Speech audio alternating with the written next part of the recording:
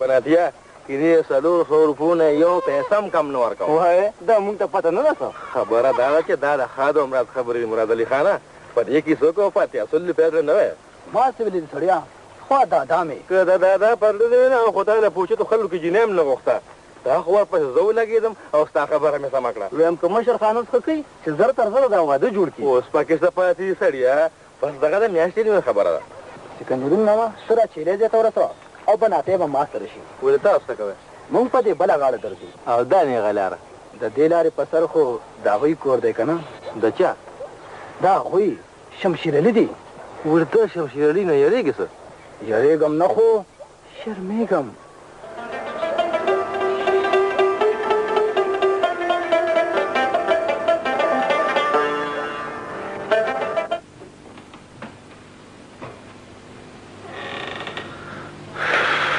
لعنت شو په داسې کور دا کور دی و دا بیا ولې ګورېږې څه چلو شو ګورېږم منه د لکونو روپو کالی پروت دی زما دې پې خانه ړنګه کړه او تا داسې په ډاګه په بیخ ایښي دي و دا خو مې هغه تاجمین ادې ته خول اوس یې سنبالوم فیصله راشه په کلي کې نغاره وغوه چې زوی له مې کالي جوړ کړی شپې له به د غله په کور مېلمانه شي وا دا غله به ولې راځي زه سبا له د کالي کور ته رسوم کالي خلک کاله کور ته نه وړي مرغۍ په خپل کور کې سنبالي کړي دلم کلی ورکې کور کې تا ته وښیم نو څه کوې واده سبا نه خو نه دی زه به دا کړې او ګوته د اوسه نه جنۍ ته اچوم چې دنیا ته پته ولګي ګوره که د ولایت خلک دی پته نه لګي چې د هغې څه دستور دی د هغوی چې هر څه دستوري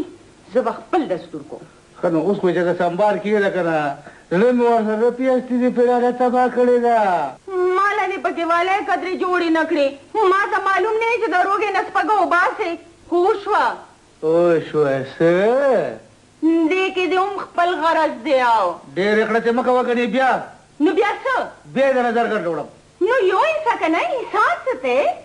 وړې به مې وې خو د زرګر په کور به رانه همدا شي اوس په نیمه به یې ځي او د کمال الدین په کور یو په لس نو د خدای ظالمې چې د سنبالې په المارۍ کې کېده که نه په المارۍ کې په صندوق کې واو کالي خلک یې ښودلو له نه خلکو ته ښودلو له جوړوي او په دې خو به زه د ښاپېرۍ سترګې رڼا کوم چې لږه ورته وپسخېږي لږه ورته وزېرېږي ښاپېرۍ خو تا سره ښېګڼه کړې ده ستا پرې کړې تا له جنۍ در کړې ده غل په غل پوهېږي او مل په مل ښاپېرۍ ما پېژني او زه هغه پېژنم